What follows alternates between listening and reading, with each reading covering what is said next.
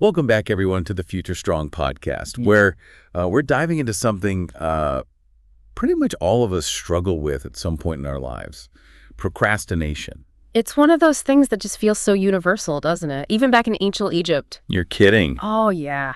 There are these hieroglyphs from like 1400 BC where they're basically begging each other to just get the work done already so they can go home. It's like they're speaking to us across the millennia. Right. You'd think with all our modern technology and productivity hacks, we'd have figured it out by now, but nope. Procrastination is still hanging around. So is it just laziness then?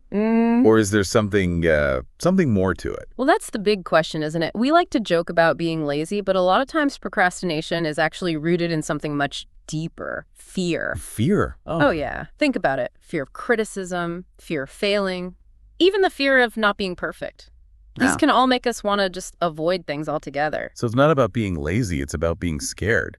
In a way. Yeah? You procrastinate on the things that make us feel anxious or uncomfortable. Like giving a presentation at work. Exactly. Or having a difficult conversation, or even starting a creative project. All of these can trigger those fears and make us want to hit the pause button. And that's where the excuses come in, right? I'm too busy, or I'll do it later. Classic procrastination lines. But what we're really saying is, I'm scared. So we're basically lying to ourselves. Pretty much. We create these elaborate smokescreens to hide the real issue, but the longer we let fear control us, the more power it has. So what's the price we pay for all this procrastination? I mean, besides just missing deadlines and stuff? It goes way beyond that. We're talking about guilt, stress, feeling constantly overwhelmed. Procrastination can really eat away at your self-esteem. Makes you question your abilities. Exactly. And it's not just a personal thing either. It affects our relationships, our work, our overall well-being. Wow, it's like this domino effect. Think about it. If you're constantly breaking promises to loved ones because you're procrastinating, that puts a strain on your relationships. And at work, it can damage your reputation. You miss deadlines, you deliver subpar work. It all adds up. Procrastination is kind of a silent killer then. In a way, yeah. But the good news is, once you understand what's really going on, you can start to do something about it. So where do we start? Awareness is key. Start paying attention to those moments when you find yourself making excuses or putting things off. Be honest with ourselves about why we're really avoiding something. Right. Shine a light on those fears that are lurking in the shadows. Bring them out into the open. And once you do that, they lose a lot of their power. So instead of saying, I'm too busy, we need to ask ourselves, what am I actually afraid of? Exactly. And then figure out how to deal with that fear head on. Take back control. That's the idea. So we know what's holding us back. But how do we actually break free? How do we go from just being aware of procrastination to actually doing something about it? Well, one thing that can be really helpful is changing how we think about time. What do you mean? We often think of time as this like linear thing, it's always slipping away from us, and that can create a lot of pressure. Yeah, I feel that. But what if we saw time as something more flexible, something we could actually manage and control? I like the sound of that. One way to do that is through something called time boxing. Have you ever heard of that? I think so. Yeah. That where you schedule out your whole day? It's kind of like that. Instead of letting your to-do list run your life, you decide in advance how you're going to spend your time. So you block out specific chunks for different tasks. Right. Whether it's work, relaxation, even errands, it all gets its own time slot. That's pretty organized. It is. And it takes away a lot of that decision fatigue, that back and forth of, should I do this now or later? Oh, I know that feeling all too well. With time boxing, you've already made the decision. So when that time block rolls around, you just do the thing. No more excuses. Exactly. Now, of course, there are always going to be those tasks that just feel, overwhelming. The ones you keep putting off no matter what. That's where the power of breaking things down comes in. Breaking things down. Yeah. Instead of looking at the whole giant task, you break it into smaller, more manageable pieces. Like bite-sized chunks. Exactly. Suddenly it doesn't feel so scary anymore. I guess that makes sense. I know when I'm writing something, I often get overwhelmed.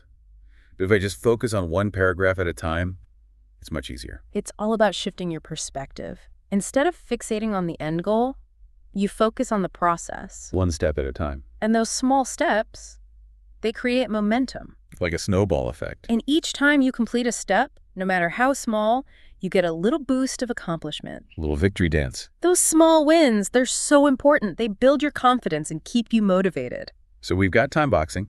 breaking things down, celebrating those small wins, anything else we can do to fight the procrastination monster? Oh, absolutely.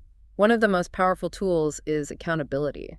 Accountability, like having someone keep you in check It can be as simple as telling a friend about your goals. so they can nag you about it. Well, maybe not nag, but just having someone to check in with can make a big difference. Makes you think twice before slacking off. Exactly. Or you could join a group or community, people who are working towards similar goals. So you can support each other. Right. Or even just use visual reminders, like a whiteboard or sticky notes.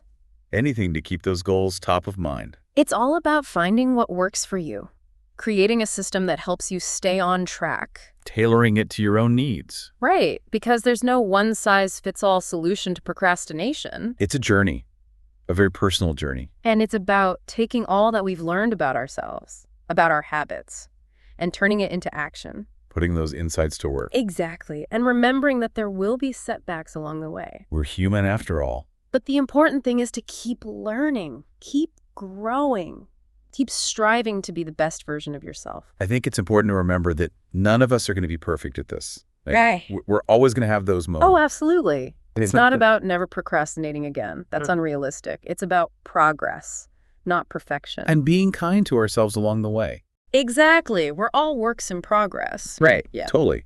And maybe instead of beating ourselves up for procrastinating, we should focus on what we have accomplished. Celebrate those small wins. Yeah. No matter how small they seem. Because those little victories add up. They build momentum. They remind us that we are capable. Exactly. Even if it takes a little longer than we planned, we're still moving forward. So for our listeners out there, what's one small step they can take today to start tackling their procrastination? That's a good question. I'd say pick one task. Just one. Something that's been on your mind. The one you keep pushing to the bottom of the list. That's the one. And then break it down to the smallest possible step. Like what? It could be setting a timer for 5 minutes and just working on it without distractions. Or maybe it's just making a list of the things you need to get started. So simple, but so effective. The point is to just take action, no matter how small. Break that cycle of inertia. Exactly. Because even the tiniest step can make a difference. It's like that saying, a journey of 1,000 miles begins with a single step. And sometimes that first step is the hardest. But once you take it, the rest of the journey becomes a little easier. So to everyone listening, we want to hear from you. What are your struggles with procrastination? What tips have worked for you? Let's keep this conversation going. We're all in this together, learning and growing and figuring it out as we go. And remember, you're not alone in this. We all have those moments. The key is to keep learning, keep experimenting, keep believing in yourself. Couldn't have said it better myself. Thanks for joining us on this deep dive into procrastination. Hopefully you've picked up some useful strategies along the way. And some encouragement, too. Exactly. Until next time, everyone. Stay strong and keep moving forward.